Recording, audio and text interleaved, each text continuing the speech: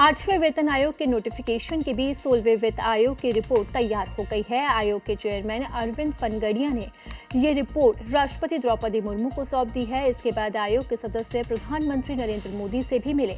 आयोग की ये रिपोर्ट आने में सालों में केंद्र और राज्यों के बीच में टैक्स शेयरिंग यानी कि करों के बंटवारे का पूरा फॉर्मूला तय करेगी।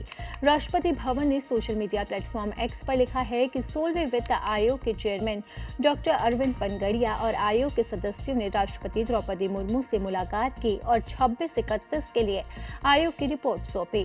ये वही पीएम मोदी ने लिखा कि आयोग के अध्यक्ष डॉक्टर अरविंद पनगड़िया के नेतृत्व में 16वें वित्त आयोग के सदस्यों के एक प्रतिनिधिमंडल से मुलाकात की। अपने पोस्ट में उन्होंने अरविंद पनगड़िया को भी टैग किया है। आयोग को पहले 31 अक्टूबर तक रिपोर्ट देनी थी, लेकिन बाद में समय सीमा बढ़ाकर 30 नवंबर कर दी गई।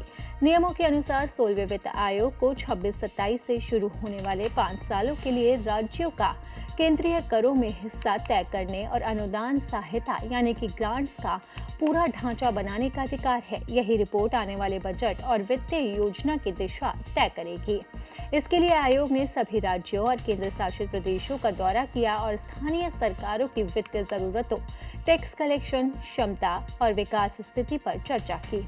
आयोग की संरचना भी अहम है, जो आपको बताते हैं कि किस तरह से की गई है। चेयरमैन है अरविंद पनगड़िया, पूर्णकालिक सदस्य एनी जॉर्ज मैथ्यू और इसी के साथ ही अर्थशास्त्री मनोज पांडा। अंशकालिक सदस्य है एसबीआई समूह के मुख्य आर्थिक सलाहकार सौम्य कांति घोष और आरबीआई के डिप्टी गवर्नर टी रविशंकर। वित्त आयोग एक संवैधानिक संस्था है जिसकी मुख्य भूमिका केंद्र और राज्यों के बीच में वित्तीय संबंध को संतुलित करना है। 16वें वित्त आयोग की स्थापना 31 दिसंबर 2023 को की गई थी।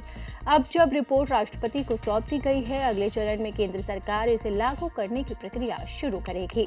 इससे राज्यों को मिलने वाले फंड और केंद्र राज्यों की वित्तीय सहायता पर सीधा असर पड़ेगा।